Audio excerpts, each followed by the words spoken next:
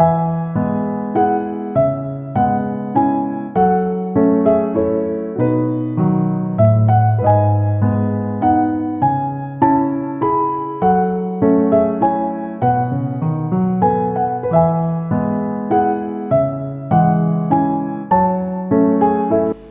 तमाम भाई बंधुओं को मेरा प्यार भरा नमस्कार।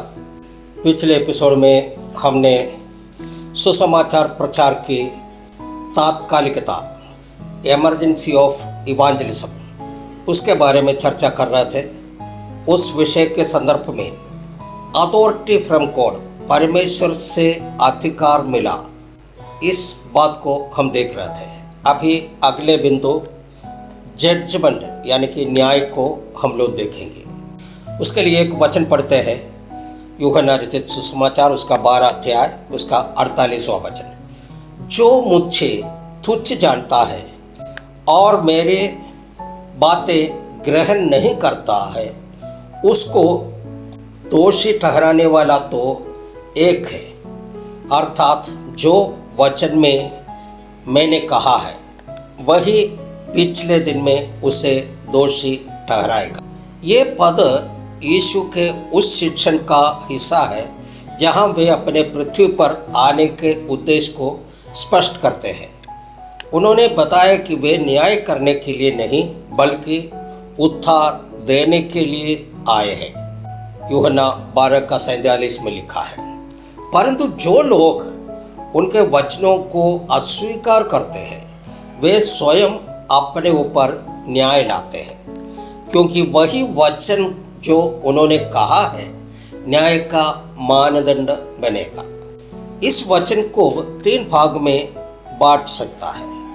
जो मुझे अस्वीकार करते हैं, इसका अर्थ है जो व्यक्ति यीशु को उद्धारकर्ता, परमेश्वर का पुत्र और सत्य का स्रोत मानने से इनकार करता है।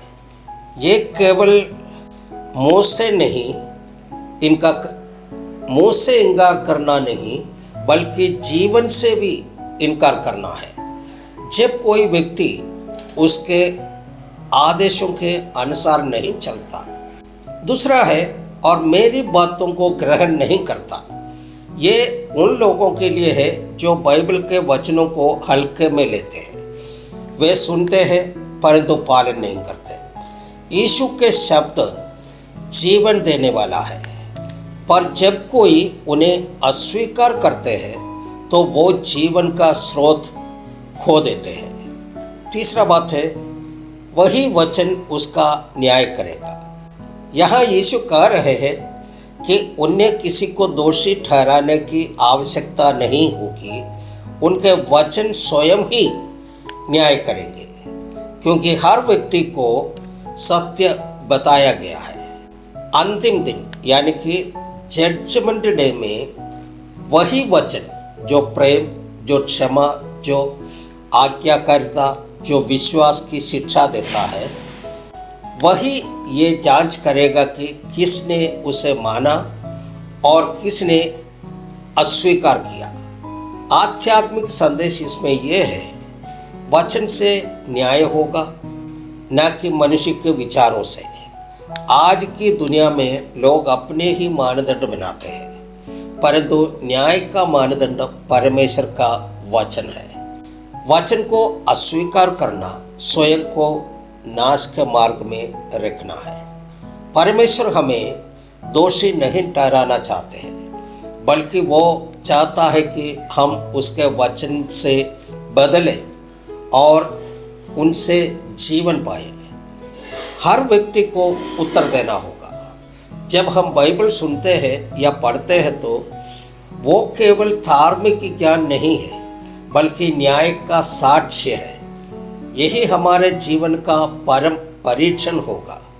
युवाओं के लिए हम बताना चाहते हैं, आज सोशल मीडिया पर बहुत से स्वयं के विचार और मानव दृष्टिकोण घूम रहे हैं, पर याद रखें अंतिम दिन केवल परमेश्वर का वचन ही स्थिर रहेगा। बाइबल पढ़ना और उसका पालन करना केवल धार्मिक कार्य नहीं है बल्कि आनंद जीवन का तैयारी है। यदि हम यीशु के वचनों को अभी माने और जीवन में लागू करें तो वही वचन हमें न्याय से नहीं बल्कि उद्धार से जोड़ेगा। याद रखें, यीशु का वचन दो धारी तलवार के समान है। जो विश्वास करता है उसे जीवन देता है, जो अस्वीकार करते हैं उसे न्याय होता है।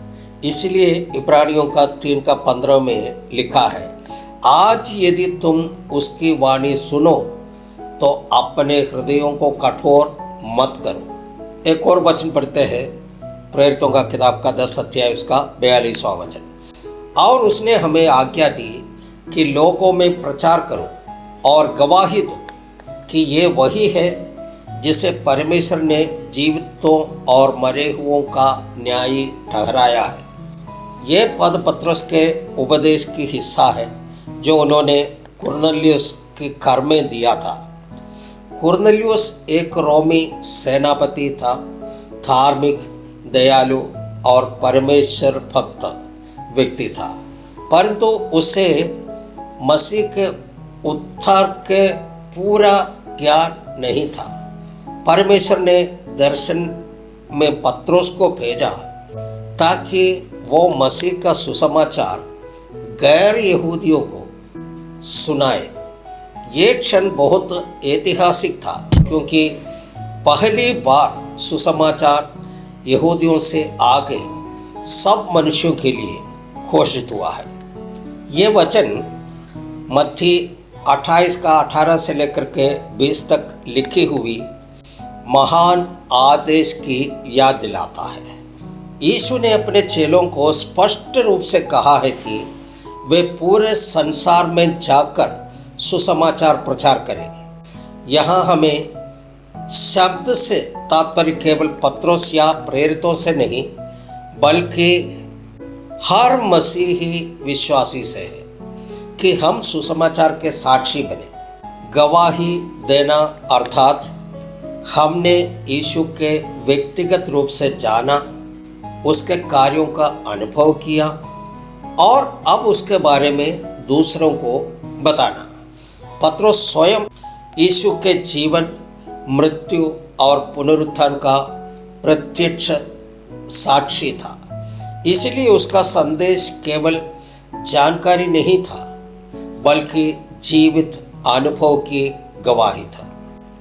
यह वाक्य मसीह की परम सार्वभौमिक सत्ता यानी कि सुप्रीम अथॉरिटी को दर्शाता है। जीवितों का न्यायी वे जो वर्तमान में जीवित है, मरे हुओं का न्यायी जो मर चुके हैं। इसका अर्थ है कोई भी उसके न्याय से बच नहीं सकता। यीशु केवल उद्धारकर्ता ही नहीं बल्कि न्यायी प्रभु भी है।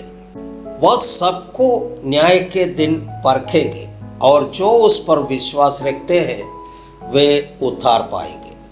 हर विश्वासी प्रचारक है। प्रचार केवल पादरियों या मिशनरियों का कार्य नहीं है। हर मसीही को बुलाया गया कि वो अपने जीवन और वचनों द्वारा सुसमाचार फैलाए। सच्ची गवाही जीवन से आती है। हम तभी प्रभावी गवाही दे सकते हैं जब हमारे जीवन में मसीह का परिवर्तन देखें। यीशु केवल उद्धारकर्ता नहीं, न्यायी भी है। यह पद हमें याद दिलाता है कि जो लोग उसके संदेश को अस्वीकार करते हैं वे एक दिन उसी के सामने न्याय के लिए खड़े होंगे। सुसमाचार का उद्देश्य प्रेम में चेतावनी देना है। जब हम प्रचार करते हैं तो हम केवल धर्म नहीं बांट रहे बल्कि लोगों को न्याय से पहले उद्धार पाने का अवसर दे रहे हैं। आज का युग साक्षी बनने का है। सोशल मीडिया, शिक्षा, कार्यस्थल, हर जगह हम यीशु के गवाह बन सकते हैं। जब बाकी दुनिया सेल्फ प्रमोशन में लगी है, मसीही युवा को क्राइस्ट प्रमोशन में लगना चाहिए। प्रचार केवल मंच पर बोलना नहीं, आपका जीवन एक सुसमाचार बनना चाहिए जिसे देखकर लोग यीशु को जाने। यीशु ने हमें बुलाया है, प्रचार करो, गवाही दो और दूसरों को बताओ कि वही न्यायी प्रभु है।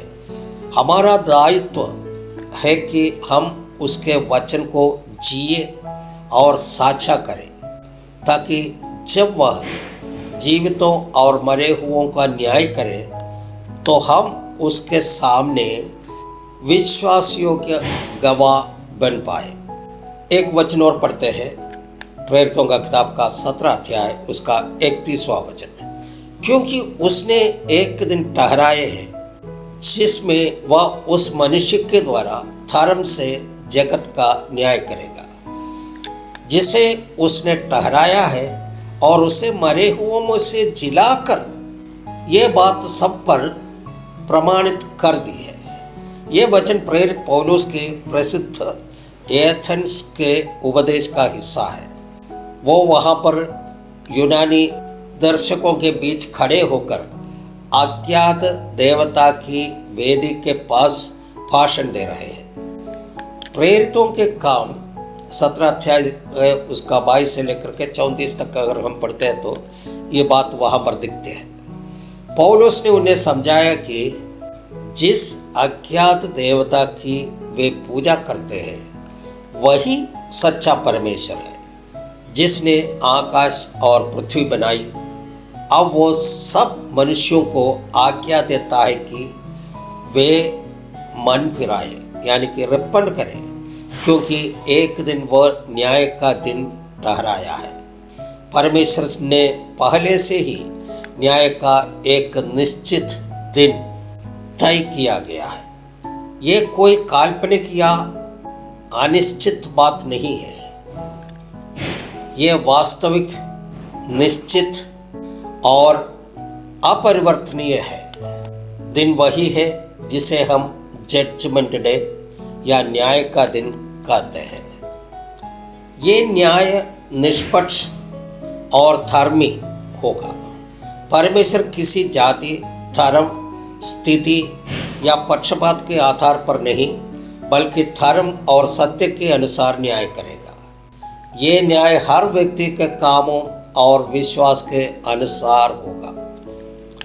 परमेश्वर ने यीशु को ही संसार के न्यायी के रूप में ठहराया है। यूहन्ना 5:22 कहता है, पिता किसी का न्याय नहीं करता, परंतु सारा न्याय पुत्र को सौंप दिया है। यीशु का पुनरुत्थान यानी कि रिसरेक्शन की एक प्रमाण है कि वो परमेश्वर का चुना हुआ न्यायी और उद्धार करता है। उसका पुनरुत्थान केवल एक चमत्कार नहीं था, यह परमेश्वर की मुहर है कि यीशु ही सत्य, जीवन और न्याय का प्रभु है। न्याय निश्चित है, समय निश्चित है और न्याय भी निश्चित है। परमेश्वर ने न्याय के लिए एक समय और एक व्यक्ति ठहराया है, यीशु मसीह। आज अनुग्रह का समय है, कल न्याय का दिन होगा। आज परमेश्वर मनुष्यों को मन फिराने का अवसर दे रहे हैं, लेकिन जो मन नहीं फिराएंगे उनके लिए ये न्याय का दिन भयावह होगा। यीशु का पुनरुत्थान न्याय और उद्धार दोनों का प्रमाण है। विश्वास करने वालों के लिए ये उद्धार का दिन और अस्वीकार करने वालों के लिए न्याय का दिन बनेगा। धर्म से न्याय का अर्थ है परमेश्वर के न्याय की पूर्ण न्यायप्रियता। यहाँ कोई पक्षपात नहीं। परमेश्वर का न्याय उसके वचन के अनुसार और सत्य के साथ होगा।